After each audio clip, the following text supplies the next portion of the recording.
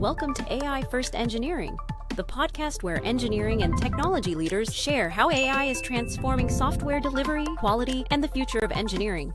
Let's get into it. Hello everyone, welcome back to the AI First Engineering podcast. I'm Paresh, your host from TestGrid. Today we are tackling one of the biggest questions every quality engineering leader is asking right now. What happens to QA when AI joins the team? AI is no longer an experiment. It is becoming a part of how software is built, helping teams write code, generate test cases, analyze defects, and even support engineering decisions. And honestly, this raises some important questions for quality engineering practice. How does the role of quality engineering change? Which skills become more important? And how should teams prepare for the future? To explore this, we have Maneesh with us today, a quality engineering leader who has witnessed the evolution of this industry through automation, agile, DevOps, and now AI. Maneesh, it's a pleasure to have you with us today. Thank you, Paresh. It's my pleasure too. So before we get into AI and the future of quality engineering, just tell us about your journey and what you are focused on today. Sure, Paresh. Hello all, I'm Maneesh Agarwal. I've been into QA since 2 decades now. It's been more than 20 years. I'm also proud to say that, I have seen QA kind of 4 evolutions or 4 phases of QA, starting with manual testing. Then there was an era of heavy scripting with WinRunner and QTP. And then there was an era of open source with Selenium and Playwright. And now I'm seeing the 4th phase of QA with agents. AI agents is what we are working on right now. So yes, I've seen it all, done here, been here. So I would like to share my experiences with you all. Thanks, Paresh. Absolutely, Manish. We are looking forward to it. So you have experienced several major shifts in the software delivery over the years. So let's start over there. So you have seen quality engineering evolve through automation, agile, DevOps. So what makes the AI shift different from the previous one? Yeah, sure, Paresh. I think it's a great question to start with. So what we did earlier was we were answering the how part of our delivery process. How manual testing was done. How did we do automation? How did we do the agile, and how exactly? So mainly the how part was answered. So automation took us at a speed level from manual testing. That was like how we were executing the scripts. Agile showed us how did we collaborate with other teams, and got the work done faster. DevOps showed us, how did we build the pipelines and got the product delivered faster. But AI is actually very different. It's a different ball game altogether. So here we are answering the what part of it, or the who part of it. Who does the testing and what exactly are we trying to test. So earlier there were like tools, the automation tools where a human was sitting behind a machine and then trying to instruct what needs to be tested, how it needs to be tested, what if something goes wrong. If something breaks, there was always a human behind the machine who was actually fixing it. But here we now have a system that actually thinks, so that actually write our test cases, write all the defect logs, generate the scripts, analyzes thousands of lines of logs, and finds out the fixes, finds out the crash here. So AI is evolving that stage already. So QA, I would say, is not really changing, but it has already changed, and we are only here to adopt it as soon as possible. So with that, I would say yes. That it is a paradigm shift. The shift is altogether a completely in a new dimension. We have systems that analyzes all our workflows, all our work streams for us. So I think yes, it's very much here, and we are here to adopt it as soon as possible is what I can say. Okay. So that's an interesting perspective, Manish. every time when the technology shift, it brings a lot of excitement. Yes. But along with that, it also brings a lot of noise. Noise, I would say, I mean, you call it a noise, but I would call it as an evolution. See, it's basically, to put it in a very simple way, that, a human would take, manual steps, when if I compare an analogy of a manual testing as going to office. So, human would walk around 10 miles. That was a manual testing which we used to do earlier. But then he buys a car and he reaches there faster. That is the automation, part of it, to reach a point faster. But with AI, I would say you've just bought a car, you're going things faster. Now you're just hiring a driver, so you get seated in the co-driver seat or the passenger seat, or just sit back and let your driver take you. So I would say, this is the analogy that, I would want the engineers to take it from here. Uh, Hire a driver, or put yourself into the co-driver seat and let the driver do all the tasks, and you just assist it, maybe spend some time reading something else important. That could be your defining the test strategy, exploring what is the surrounding, because as a driver sometimes we don't see what is the surroundings. That's the exploratory testing, I would say. So yeah, pretty much, we call it noise, but we will have to accept it, Paresh. That's the world we are living in. No way to go from there. Absolutely. I mean, I'm with you on this. Yeah. It does sound interesting, and it's the truth of today. Absolutely, yeah. But most of the companies and organizations want to try AI in testing. And that brings me to my next question. Yeah. Each of these organizations are experimenting AI in testing. So how do you see teams that are actually getting real value out of that AI by using AI in testing versus the teams who are just chasing the hype? Okay. So I would say there are two kinds of companies or the teams that are actually wanting to use AI. The first one is following the hype or the trend. What happens is so there are so many product vendors. So they, I mean, contact somebody at the organization, give a very fancy demo. I mean, the product is really good. I'm not saying that there are shortfalls in the product. They are really good. Okay, so our demo is given. They liked it. Then they adopt the product, spread it across all the projects, and just because they want to follow the trend that everyone is using AI, so hey, let us use this AI. But after 6 months down the line, if at all they are really able to see any productivity gains or any number, I would be really surprised, because then they would be seeing, are we really saving that time? Maybe not. That is the first set of group of companies. The second one is actually the real problem solver. These are the teams that actually thinks, hey, my test case is taking around 2 days of time, just to write test cases from the requirements, or my regression suite is taking around 6 hours of time, and my defect, to analyze logs or defects from 1,000 line of logs, it takes around 8 hours of time. Can I do something faster? So these are the teams that actually pick up a pain problem or a pain point and try to solve their problem one by one using AI. Okay, you give requirements and generate test cases. It's a matter of minutes now. All the test cases are generated. There is a human in the loop. Obviously, you will have to review those test cases, but still, I mean, your heavy lifting is done, or the regression part is done, within minutes. So these are the companies who actually solve the problem, and I would say these are the real, these are the companies who will really get benefited from the AI, adopting AI. So yes, just don't fall for the trend of it. If you have a problem, go solve it. Use AI step by step. You are able to scale something, save some time, then go ahead and scale.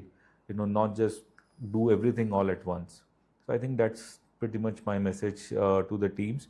Solve your problems one by one using AI. Get AI assisted. as it is called AI assisted, so use AI to your assistance, not just be the, don't just expect miracles out of AI, is what I can say. So yeah, pretty much, Paresh. Absolutely.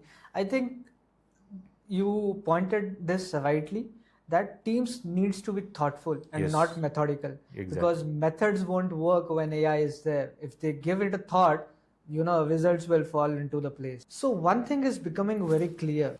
As AI gets more powerful, the conversation is no longer just about automation. It's about how AI and humans can work together. So let's explore that next. As AI becomes the part of engineering team, which QA responsibilities do you think will be fully automated first, and which responsibilities will always need human judgment? Okay. I think the first things that would go, and that actually should go. It would be a good riddance. Would be the test cases generation. Regression test cases, and the script generation, and also the defect analysis. I think these four or five should have been gone much ahead many years back, but still, okay, fine, I see it's the good time now. Test cases are generated being LLMs, the scripts are being generated by agents, analysis is being done, self-healing is done. So these are some of the repetitive activities, so, and it consumes a lot of time of the manual testers. I mean, as a manual tester, I don't expect anyone to just spend hours and hours on these activities. These are the first things should go. What would remain eventually for the human judgment is definitely, I think, if I put first on the top is the customer experience. Uh, Customer EQ is what I call as emotional quotient. That would stay. The human judgment, taking critical risk, and what are the business values coming out of a judgment. Understanding which release is important. I mean, the AI won't tell you what should be there as part of the release. It can only suggest, but the actual judgment lies with a human. And so these are some of the I think qualities or areas that would remain human, still would remain as a human judgment. See, AI is not to prevent, or not to find bugs. It is actually to prevent quality. So for example, I'll give you an example that on a mobile screen, you would have, while navigating on certain websites, you would have encountered some ads or banners where there is a small close button, or there's a small X that actually appears after 5 seconds. For an AI or for an automation, it becomes very easier to click and close that banner, when we are doing that automation. But for a human who's actually experiencing that thing, to from a finger to close it, it becomes very difficult. So that is the customer experience that human is still needed, and would be still needed for all that experience. So yeah, I think so human judgment will always be there. It's not that 100% AI can replace the human value or the human judgment. I think quality is also not about finding only bugs, but it is actually to give a happy transaction value to the customer. See, what happens is when you actually draw money from your ATM, so what happens is the quality is to see a complete transaction from end to end. What happens if you withdraw the money doesn't come out of the ATM, but your account gets debited, so that's not quality. AI might not able to find it. It would say that, okay, the money is debited, so it should have been disposed from the ATM as well. But a real customer experience cannot, I mean, there is no robot sitting there unless and until you put a humanoid robot there. But so these are certain experiences that we have to see. In automobile, driving a car from point A to point B is a complete transaction, so unless an end user gets a complete value, gets completely satisfied and content from the transaction, that is quality. So yeah, I would say, so these are the certain aspects that, where quality can replace and where it cannot replace. Absolutely. I couldn't agree more with you. In fact, I still remember in one of the town halls, our CEO Harry mentioned, don't automate humans, automate what's stealing their genius. Yes. And this analogy that you just mentioned about exactly relates to what our CEO has said. Correct. Yes, exactly.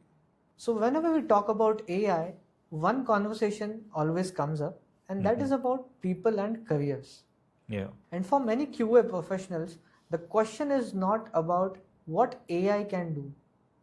It's always about how do I stay relevant in this new world. Many QA professionals are worried about being replaced by AI. Yeah. So, what would be your message to them, and what should they do to stay relevant in this new world? So I completely get it, and their worry, their anxiety is very valid. I feel they should be worried, so everyone should be worried about it, and worry to an extent that not just do anything and then just raise your hands that, okay, we cannot do anything about it. You still have a lot to do.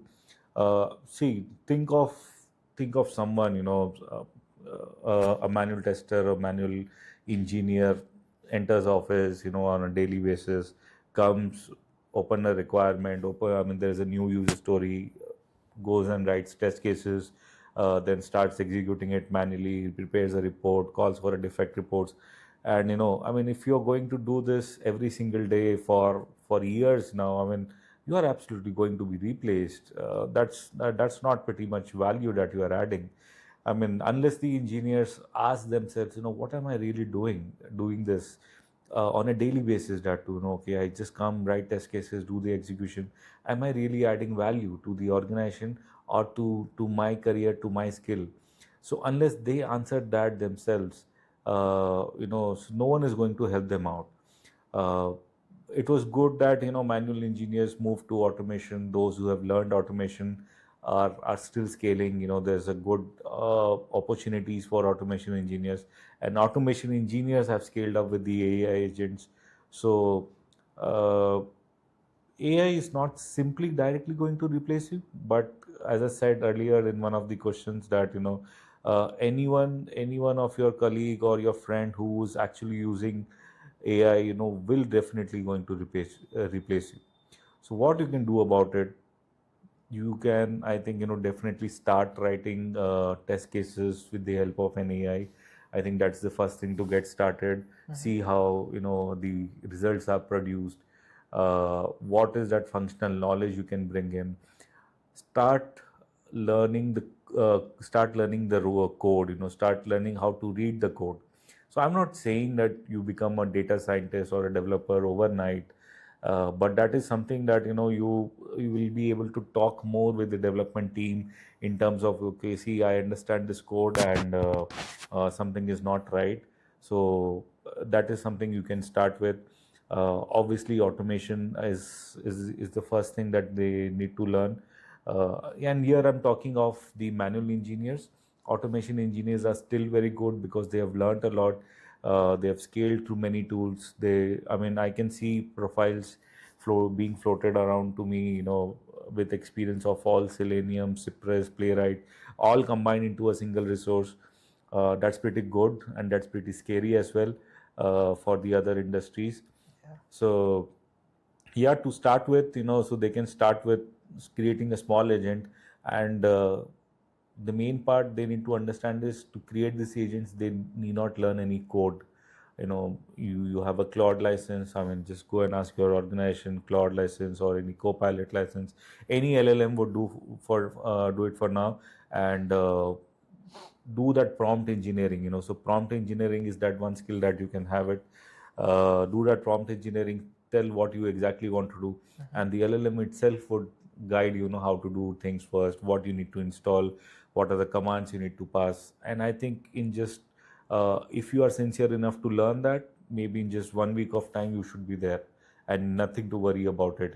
So uh, yeah, I think AI is going to stay here. Up to you, how do you want to take it? I think you should make that AI as a junior assistant.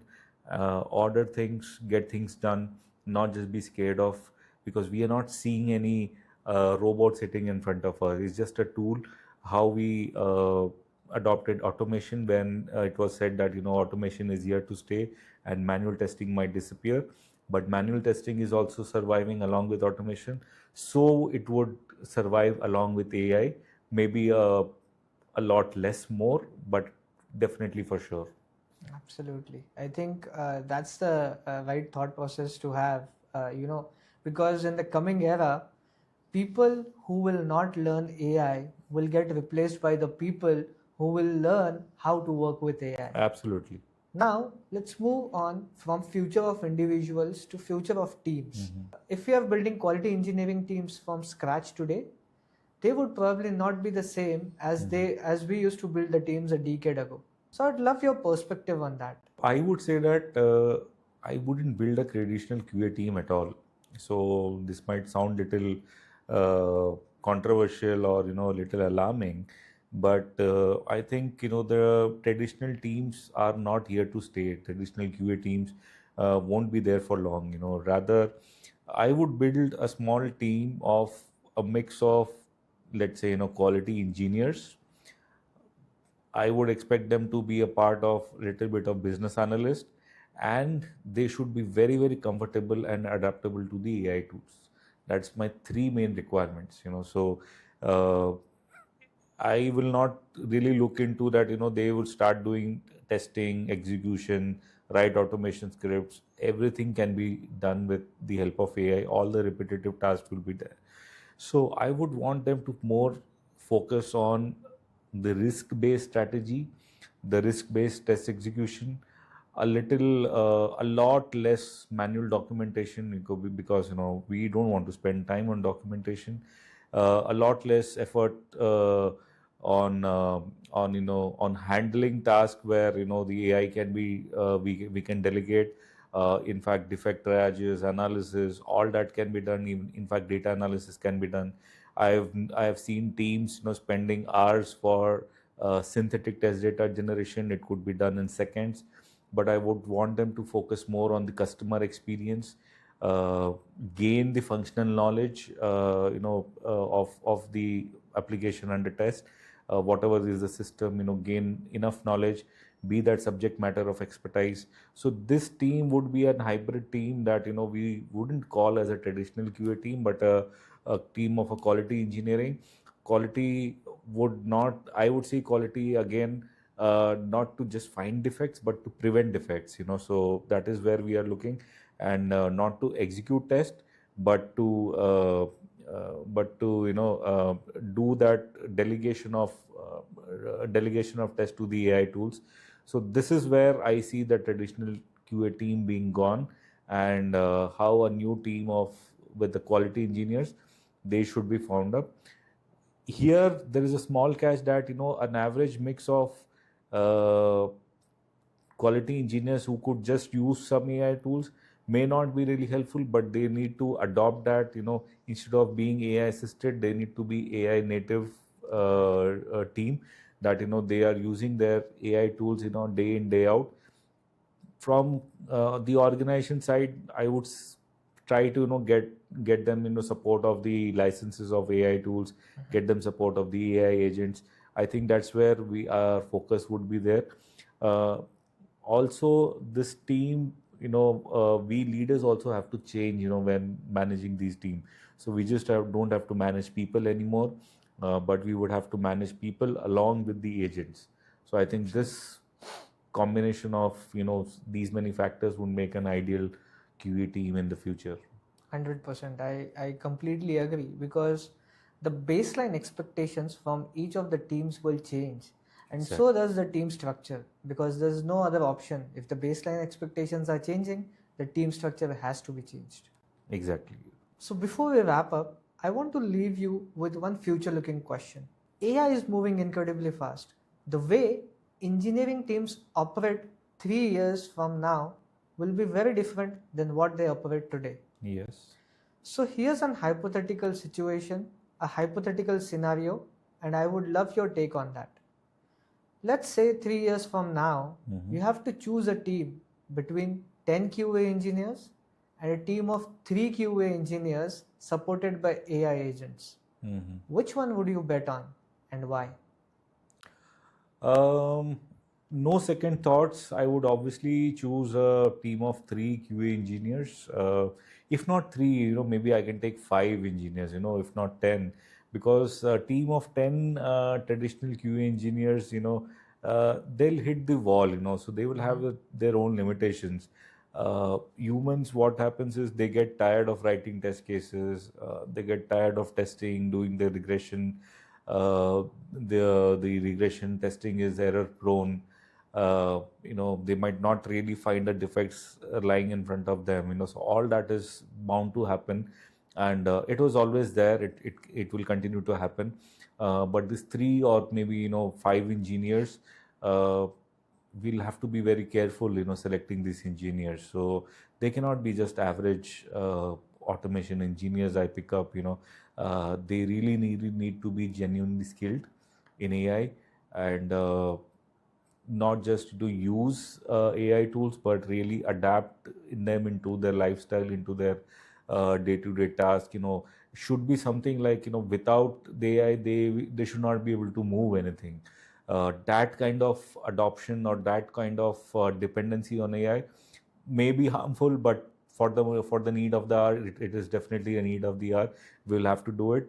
So leave all the repetitive or the rigorous tasks, manual documentation, defect analysis, log analysis, triaging, healing, everything, defect creation. Leave everything to AI. Focus more on the customer experience. All the emotional context, all the accessibility testing, so have the real experience.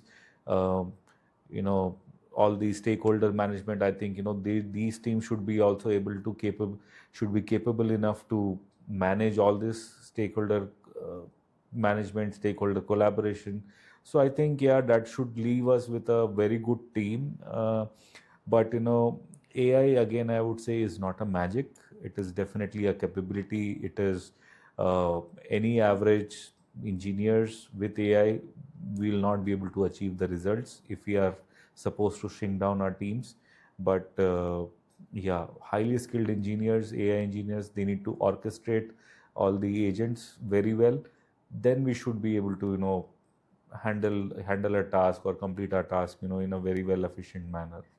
Absolutely, Manish. I completely agree to what you just mentioned. Well, thank you, Manish, for your time. This was actually a fantastic conversation and an eye opener for our audience as well. Great. I just loved being here. Thank you so much to the entire team, Paresh. Got an opportunity to share my experiences. Yeah, I mean, on the final note, I would say that, just go out there, learn that tool, learn whatever you can, start practicing it. And I think everyone should be good, need not worry about losing their jobs or their career. So I think we should be good enough. Thank you. Absolutely. Thanks, Manish. And if our audience wants to reach you or follow your work, what should be the best place to start for them? Yeah, so I'm very much available. I take time to respond, as much as I can. But I think the overwhelming response, I think a lot of, my followers reach out to me. I'm available on LinkedIn. It's with Maneesh Agarwal, or I'm also available at my email, magarwal2312@gmail.com. Thanks, Manish. And thanks everyone for listening. We'll see you in the next episode. If you enjoyed this episode, follow TestGrid for more conversations with engineering and technology leaders building the future of AI driven software delivery. Thanks for listening to AI First Engineering.